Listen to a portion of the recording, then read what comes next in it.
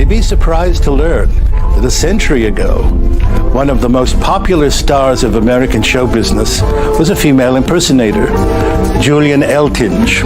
Now, if life begins at 40, as you've oft-times heard it told, our span of life is 5 short years, because at 45 we're old. In November 1986, during an appearance on CBS Sunday Morning, the great Paul Newman stunned the entire nation when he unexpectedly claimed that several of Hollywood's most celebrated actresses from its golden age had actually been born male. The instant those words echoed across television screens, the country turned its attention to the whispered rumors that had lingered in Hollywood for decades. Some of these stars had won the Oscar multiple times, dressed exclusively in suits, and affectionately went by names like Jimmy. One was a French icon of desire who had once worn a wedding gown down the aisle, though their birth certificate told a different story. And among them was a cinematic goddess, adored worldwide as the very symbol of womanly grace. But when the truth of her origins surfaced, the entire Hollywood establishment trembled in disbelief. So, who were these 6 figures of mystery? How did they guard such secrets under the glare of fame for so long? And in the end, what became of them? The answers unfold right here in this video. Number 1. Candy Darling, the silent angel of Hollywood shadows. New York. Winter of 1958. In a decaying house in Forest Hills, 10-year-old James Slattery felt the sting of his mother's hand for daring to walk in her heels. She didn't raise her voice, just glared and warned coldly, "Do this again, and you're going to reform school." From that night on, James never risked dressing up before her again. But when the darkness swallowed the house, he'd wrap a towel around his head, drape himself in a blanket, and face the mirror as if seeing the person he longed to become. School gave no peace either. His classmates mocked him as something less than human. Once, during gym class, 3 boys dragged him into the bathroom, ripped his shirt, and carved "Not a Girl" into his skin with a razor. Blood pooled, but no one helped. His family only said, "You deserved it."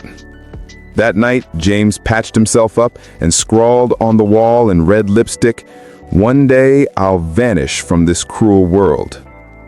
At 17, she fled to Manhattan and became Candy. Homeless and alone, she slept in Grand Central Station, scrubbed dishes to survive, and scavenged for clothes from donation bins. At night, she'd stand outside Bloomingdale's windows, mesmerized by mannequins in satin dresses, reflections of the life she dreamed but could not touch. Starting with tiny drag performances, Candy soon became a familiar face at LGBTQ+ clubs like Club 82, La Mama, and the Stonewall. She couldn't sing or dance, yet her eyes held something haunting that no one could forget. Then fate intervened. Andy Warhol noticed her at a party in 1967. One glance, and he asked her to star in Flesh and Women in Revolt. Candy agreed, believing it might change everything. And for a moment, it did. She was celebrated as the face of trans beauty in Warhol's films, but true acceptance never followed. She auditioned tirelessly for stage roles, only to face closed doors. One director told her flatly, "You're stunning, but the audience will never accept you as a real woman. Don't push too far. You'll scare them." For Candy Darling, fame brought visibility, but never freedom. She faced relentless assaults. In May 1970, as she walked through the West Village, 3 men trailed behind, cornered her, called her a fraud, kicked her hard in the stomach, tore off her wig, and spat across her dress. Though police escorted her to the station, no one was detained. Their cold response was, "We can't protect those who stray from the norm." Clenching her jaw, Candy pushed forward. She began taking intense doses of hormones to preserve her look. Knowing the danger they posed, a doctor warned her, "If you continue, your life will be cut short." Her calm reply was, "There's no other way for me." At times, she slept on bare wooden floors, shivering without warmth, rejected by landlords who wouldn't rent to someone like her. For a short while, she even turned to selling her body just to afford her medicine and stage outfits. In 1972, her close friend, musician Lou Reed, immortalized her in his hit song, Walk on the Wild Side. The song soared up the Billboard charts, and suddenly, Candy was everywhere, heralded by the media as New York's daring new sex symbol. She believed her big break had arrived, yet the truth was far harsher. In 1970, she was invited to audition for a small indie film, but when she entered the casting room, an assistant gasped, "Wait, this is the person Lou Reed wrote about? I thought she was imaginary." The next day, the role was quietly withdrawn. That moment, Candy understood the public's fascination wasn't admiration, it was voyeurism. Her health declined, coughing fits grew worse, her frame weakened. By the end of the year, she was hospitalized, her body spent. Tests confirmed she had advanced lymphoma. When told the diagnosis, she only asked, "Will I lose my hair?" and then said nothing more. She refused chemotherapy, asking only to keep her wigs and lipstick. Even in her final days, she painted her face, wore silk gowns, and forced herself upright, despite the agony in her spine stealing her breath. On March 21, 1974, Candy Darling passed away at Columbia Presbyterian Hospital. Beside her lay an unfinished journal and a brief farewell note. "If there's another life, I want to return as myself." If Candy Darling lived boldly beneath the glare of art to defy gender boundaries, Marlene Dietrich, the luminous star of Hollywood, chose a more concealed route, wrapped in elegance and secrets of her own. Don't forget to subscribe and turn on notifications so you never miss the next story that dares to whisper what Hollywood tried to silence. Number 2. Marlene Dietrich, the most magnetic man ever to wear a gown. When Morocco premiered in New York in 1930, audiences gasped as Dietrich appeared on screen in a sleek black tuxedo and white tie, cigarette in hand, legs crossed, and kissed a woman without hesitation. The kiss was real, unbroken, and unapologetic. It became the first same-sex kiss in Hollywood's history, obliterating the era's notions of femininity. The next morning, the Los Angeles Times blazed a headline, "Dietrich, the world's most beautiful woman or a perfectly disguised man." In France, Le Figaro asked, "Is her allure born of hormones or artistry?" Within 72 hours, over 2,000 articles erupted across Europe, not about her acting, but about a single obsession. Was Marlene Dietrich truly a woman? Paramount Studios descended into chaos. A 1957 internal memo, later revealed during a dispute over director Josef von Sternberg's estate, read, "Biological sex must be verified before finalizing Ms. D's contract." One of the dismissed makeup artists, Shirley Donovan, told Variety, "I saw her change right before me. I couldn't process what I'd witnessed. But one thing I knew, she wasn't like any woman I'd ever seen. No breasts, broad shoulders, powerful legs, and eyes that cut straight through me. She didn't speak, she just smiled, and that smile chilled me to the bone." By 1982, Germany's Der Spiegel magazine carried out a startling anonymous probe. They uncovered archived records of a student named Rudolf Dietrich, born in 1901, who once attended an all-boys school in Berlin. Among the documents was a class photo. Both the face and handwriting mirrored Marlene's almost perfectly. Just 1 month after Rudolph's unexplained disappearance, a young woman named Marlene enrolled at a drama academy. Yet the mystery deepened from there. In 1963, while touring in France, she suddenly collapsed mid-performance. Behind the curtain, her private physician, Jean Rochefort, examined her and wrote a chilling observation in his notes.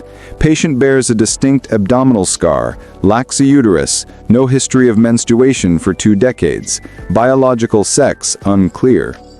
That report was swiftly seized by the French authorities, claiming it was necessary to protect the nation's image of an international icon. Decades later, in 1994, after Marlene's passing, her daughter Maria Riva granted an exclusive, deeply personal interview.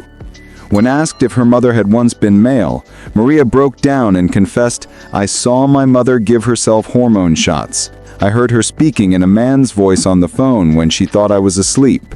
I wanted to ask, but I feared what she'd say. I never truly knew who she was. She was never just my mother." In truth, no one who knew Marlene could ever give a certain answer. Her former lover, writer Eric Maria Remarque, once recorded in his journal, "She belonged to no one and to no gender." He added, "That first night I trembled, not from fear, but because I realized I was sharing a bed with an enigma beyond definition."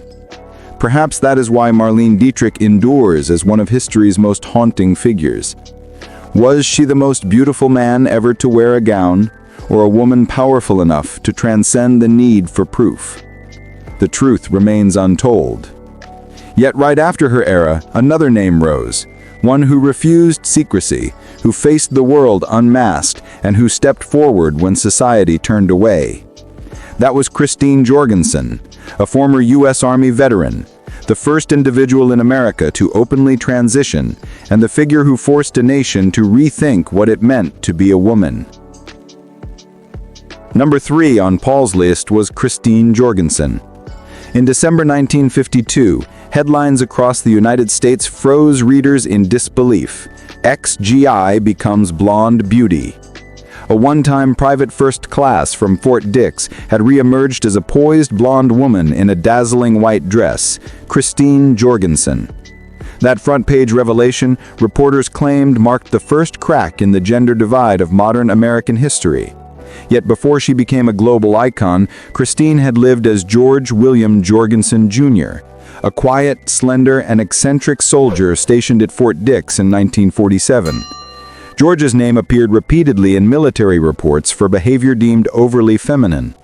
Under the designation G41129, he was noted for refusing group showers, filing frequent emotional leave requests, and being caught wearing women's lingerie in private. A military psychological review suggested transferring him to Walter Reed for treatment, diagnosing severe gender confusion with probable desertion risk. The warning proved prophetic.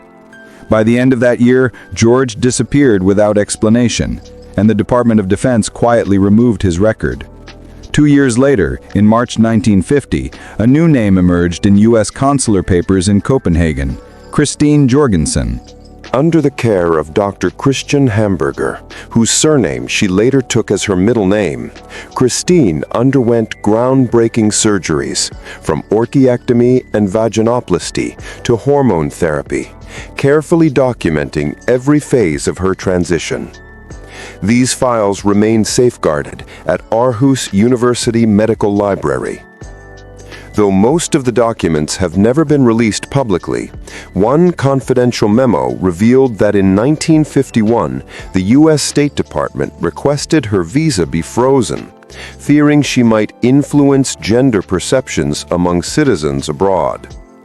When Christine finally returned to New York in 1952, reporters swarmed her as if she were a living miracle from another world. The Daily Mirror hailed her as a wonder born of modern science. Life magazine even dispatched a photographer to her residence to capture the historic moment of the first transgender person calmly drinking tea. Around the same time, the FBI quietly began a classified surveillance file under the tag FXJ73. A telegram later unearthed in 2011 from Director Hoover to the Department of Justice stated that this individual holds notable influence over public sentiment, could reshape collective perception, and requires careful observation regarding future remarks. Even so, Christine never wavered. She appeared before national audiences and journeyed across the country speaking on humanity, identity, and resilience. During a speech at Columbia University in 1944, she moved the crowd to standing applause when she declared, "I am not the error they insist I am. I am living proof that no soul was meant to remain imprisoned. Where there is light, there will always be shadow." By 1959, Christine became engaged to a schoolteacher named Howard J. Knox. Together, they applied for a marriage license in New York City. But within 24 hours, the application was denied due to what officials called insufficient proof of legal gender reassignment. Before a sea of flashing cameras, Christine's voice trembled with pain. "I have endured more suffering than most simply to exist, and still I am denied the right to love."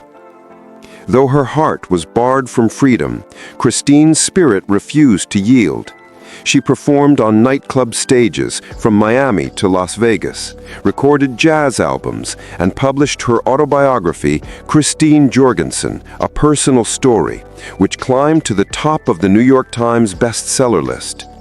She later became the first transgender individual to address a special session of the U.S. Congress in 1976.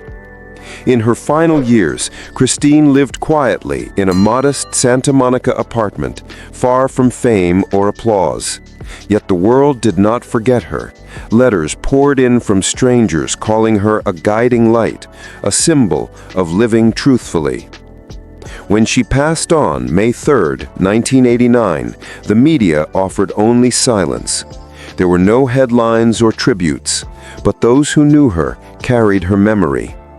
Upon her simple grave at Mission Hills Cemetery lies a single phrase, "First and forever, a woman."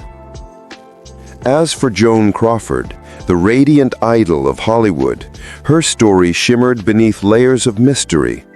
In the 1950s, among Vatican archives later unearthed by Italian journalist Benedetto Cirelli, surfaced an unsettling letter from Kansas, USA.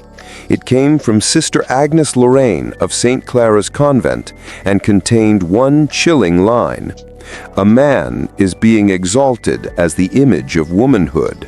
May the Church inquire."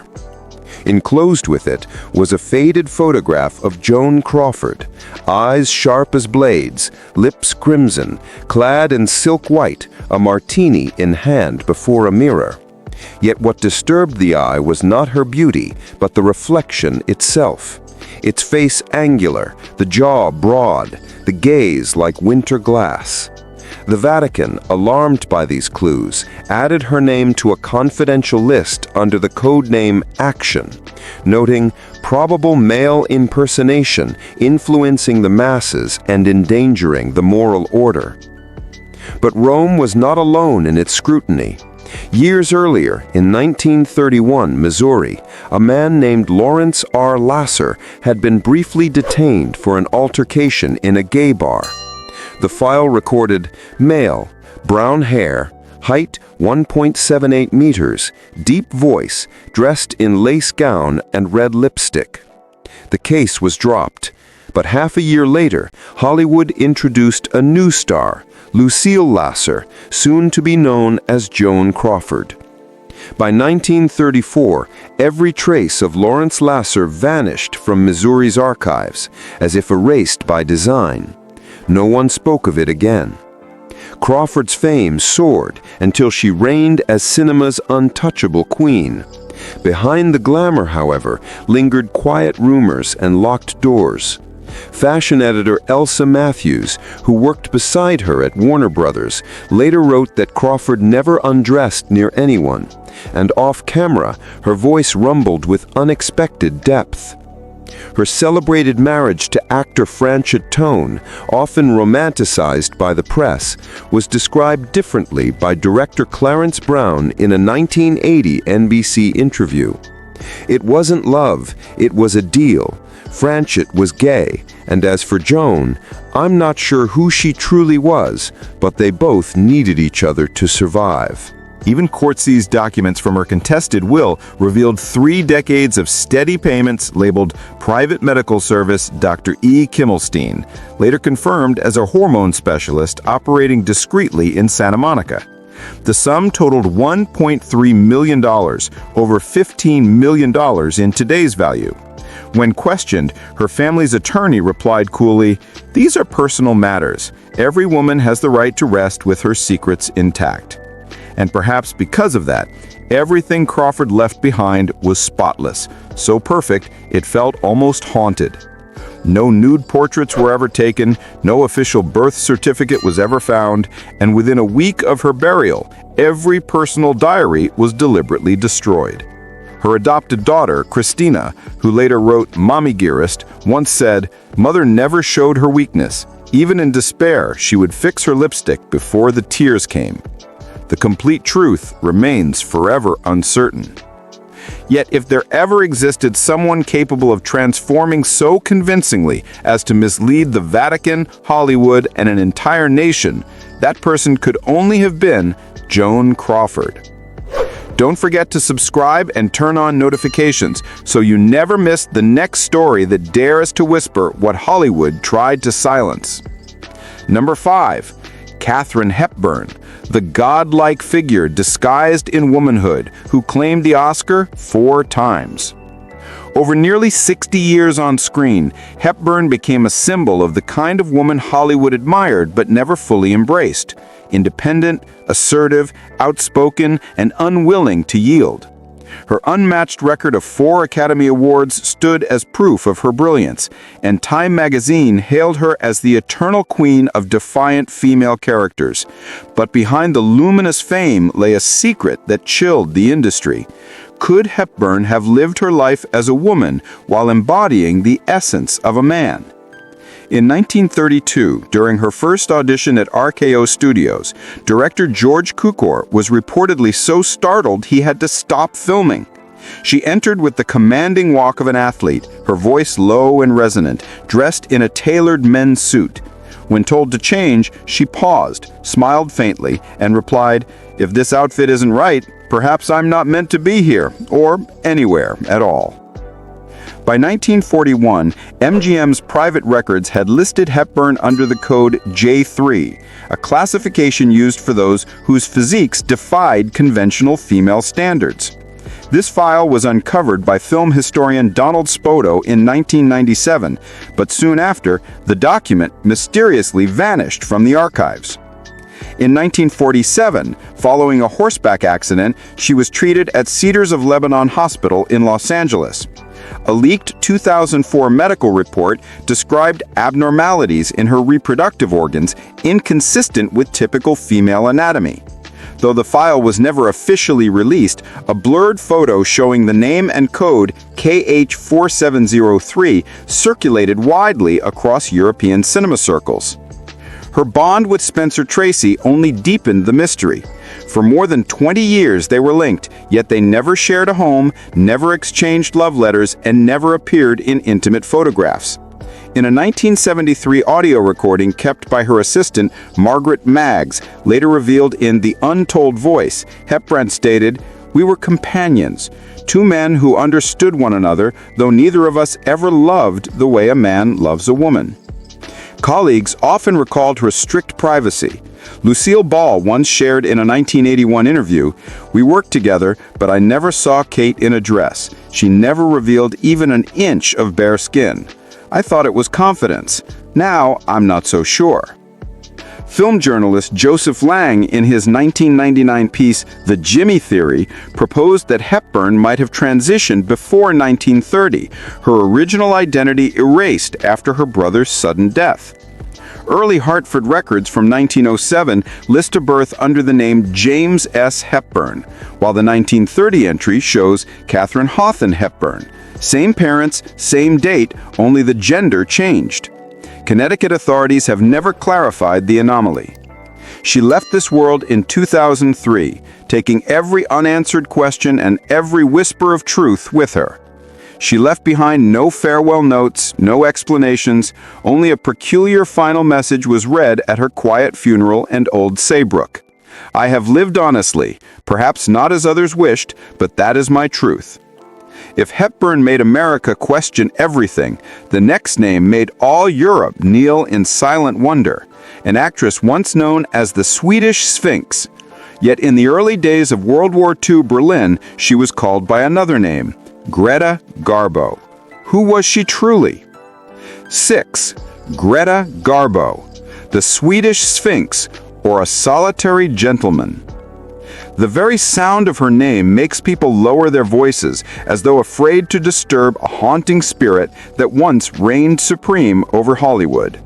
But behind that marble-like beauty, Garbo not only captured millions of hearts, she forced censors, journalists, and even British and American intelligence to stay constantly on alert. In 1931, a confidential MI5 report, kept hidden for decades, contained a brief and puzzling note. Subject GG shows conflicting medical data.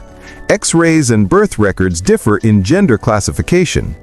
That subject was none other than Greta Garbo, Sweden's most mysterious film icon.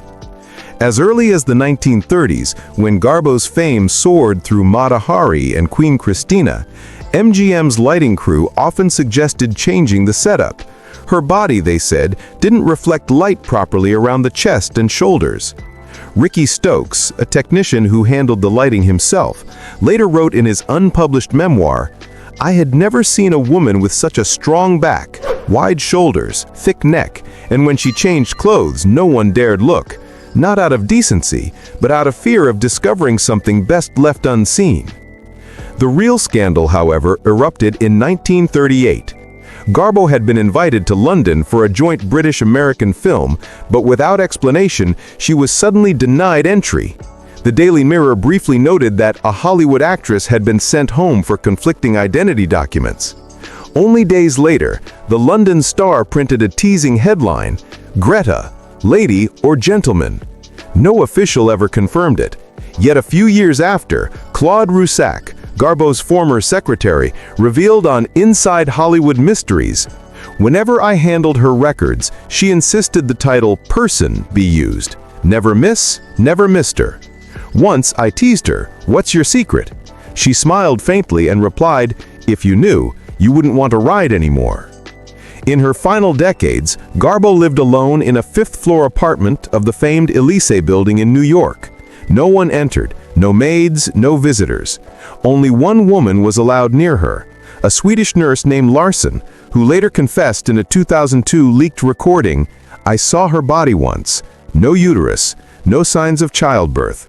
But there was a scar running from the hip to the pubic bone, like after reconstructive surgery. I never asked. I just gave her the medicine while she played Schubert and drifted away." When Garbo died in 1990, only one voice spoke at her memorial, her dear friend, writer Saw Vertel. With trembling tone, she said a single line that left the room in silence. "She did not live as a woman, nor as a man. Garbo lived as a mystery, and she always will." If Garbo chose the shadows, fading like a dream no one dared to touch, the untold truths long buried behind velvet curtains.